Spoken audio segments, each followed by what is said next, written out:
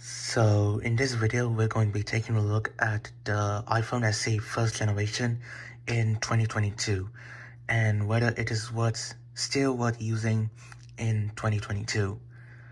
So I got this iPhone SE first generation in 2017, like early 2017. And before I got this iPhone, I previously used Android, but the Android phones I had before this iPhone had quite buggy software, and in the end, the hardware ultimately broke down. So yeah, I've been to several Android phones and they all broke down on me for some weird hardware defect or something. So I decided to make the switch to iOS and iPhone. Now, the model I have here is the 16GB, and that was probably the worst decision I have ever made because, well, it's not impossible to get through the day with 16 gigs. You're gonna have to do a lot of storage management, and you can't get really far these days with 16 gigs. I strongly suggest if you're gonna use an iPhone SE first generation, you at least get the 32GB. My iPad, which is the 5th gen from 2017, is a 32GB, and I hardly have any problems with the storage. Like, you can manage it somewhat. And yeah, now I have upgraded to the iPhone 13 mini with 128GB base storage, so that's good enough to last for a long time. But yeah, now their base storage on iPad or the new iPhone SE 3 is 16 gigs. Not 16 gigs, sorry, it's 64 gigs. And I think it should be okay as long as you don't put like so many games at once on it or record a lot of high quality video. And yes, you just have to watch your storage when it comes to that, but otherwise you should be able to do it 64 gigs. I would suggest that Apple starts their base storage as 128GB because I think that is the sweet spot for base storage. So here is the iPhone SE first generation, and you can tell that it's basically an iPhone 6s in an iPhone 5s body.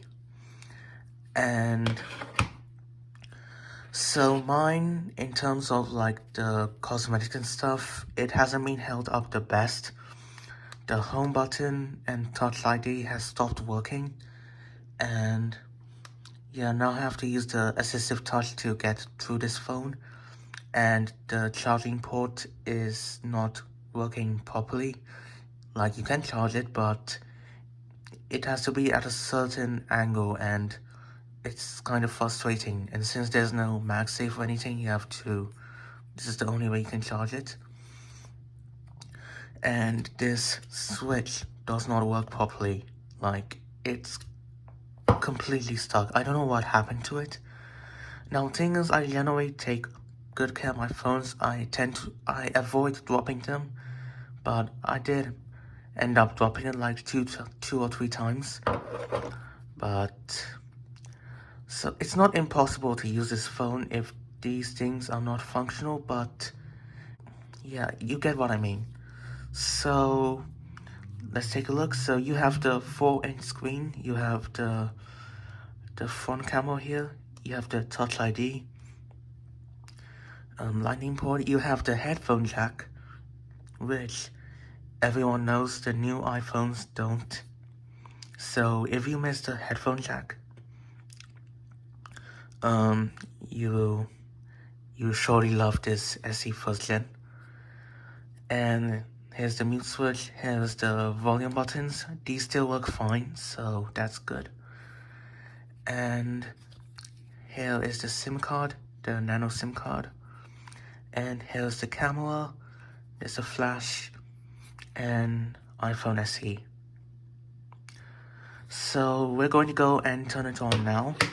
Now, the battery. This still has the original battery from when I got it. and the battery right now, it's absolute trash. Like, it's completely unusable. So what I have to do is to go and plug it in, because it's gonna like stop working in 5 minutes if I don't keep it plugged in. So we're going to do that.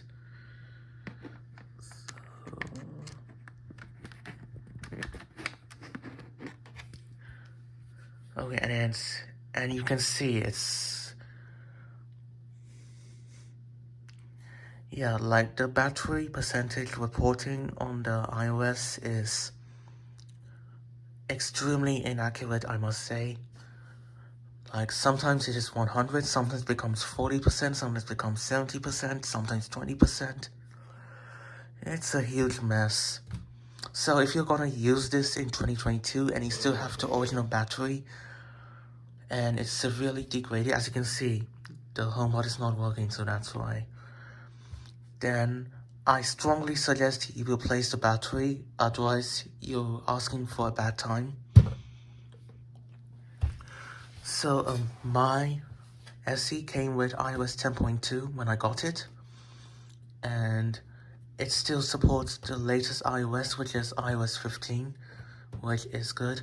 Now, I know there is iOS 15.4, but I only kept this updated to 15.0 because that time I upgraded to the iPhone 13 mini and I immediately stopped using it. So right now it's on iOS 15.0. I tried to update it, but it wants 20% battery plugged in, but the battery reporting is, like I said before, it's messed up, and I don't want the update to fail or anything like that. So I just kept it on 15.0 for this video. So yeah, so let's go to settings, and I did a factory reset before, so there's like nothing on it. I only downloaded a few apps just to demonstrate the performance for this video, and I didn't log into iCloud or anything. So this does have the A9, which is the same as the iPhone 6s. So let's go to the general and about, and you can see we are on iOS 15.0,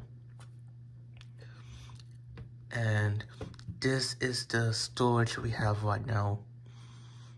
Yeah, it's not that much.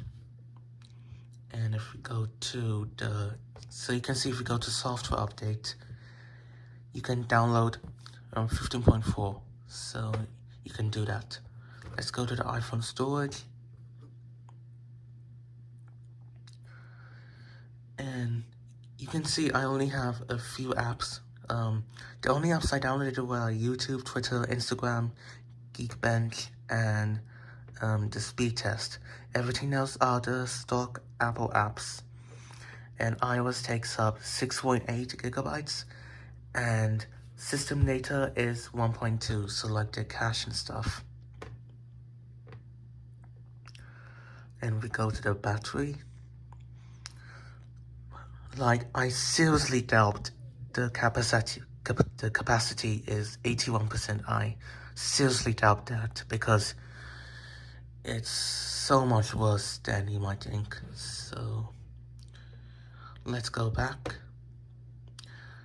So judging by, what we went into settings and stuff, the performance is pretty adequate. It's fine for your everyday use. You can still go to the multitasking and close everything. I just opened the home app, but you can see that apps launch fine on this. And yep. So we're going to try an app opening test, and let's see how it does. So FaceTime, and yeah, I didn't log in, that's fine.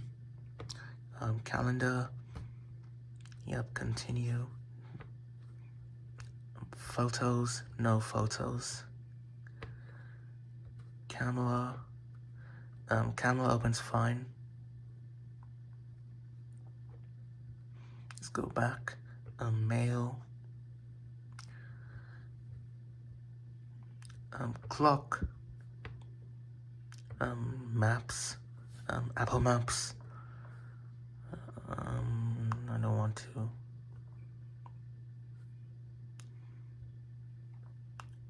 Weather.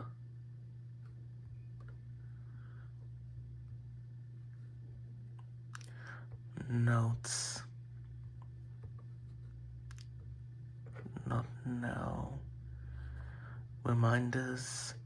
Welcome to reminders. Stocks. Okay, so it has to set up. So continue. And it's working fine. News.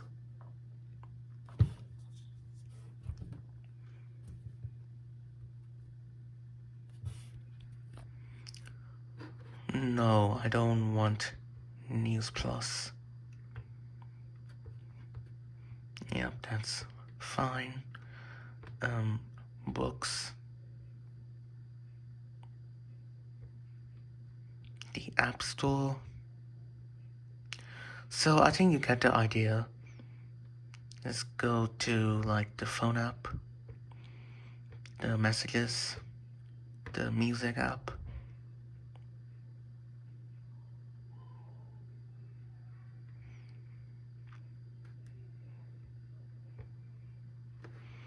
So let's go to Safari and let's try to go to apple.com.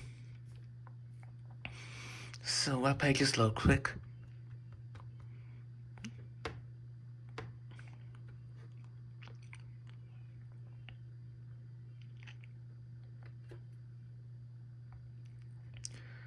So yeah, everything's loading fine. The performance is good enough. Let's go to the SE. So this is the SE 3rd gen. I wish they updated to the iPhone 11 design. I think that would be good. But anyway, let's get out. We have the files. Shortcuts, iTunes Store, contact, and translate, watch, tips. Okay, so let's go and check out the third-party apps. Let's go to YouTube. I didn't open it before on this, so I don't want to sign in. No. Okay, let's go to...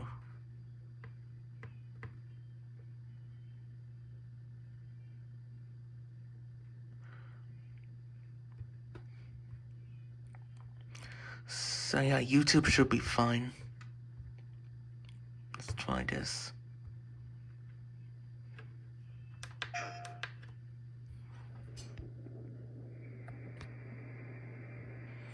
So yeah, YouTube. You can play YouTube on this, no problem. Let's get out. Let's go to Instagram. So yeah, you can use Instagram fine. Let's go to Twitter. Yeah, Twitter's fine. Let's go to... Okay, so let's go and take a look at the benchmarks on this. So let's go to Geekbench. So you can see this has the Apple A9 with 2 gigs of RAM. Let's go to the history. Let's go to CPU. This is the result that I got. So yes, let's compare. You can see the difference between iPhone 13 and the SE.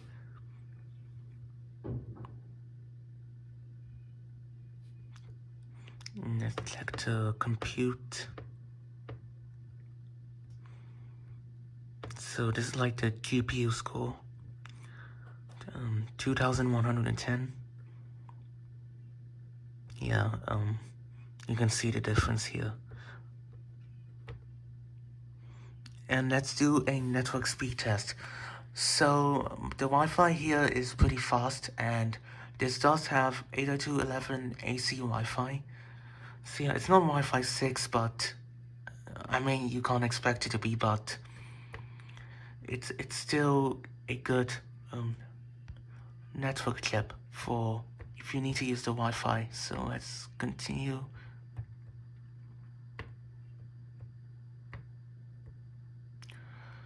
Okay, so iPhone SE 2016. Let's go and start.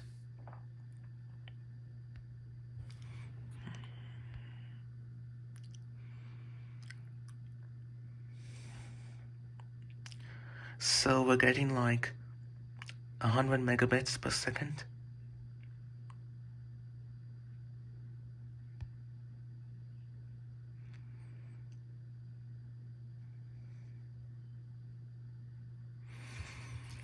The Wi-Fi is actually a lot more than that, but that's what we're getting.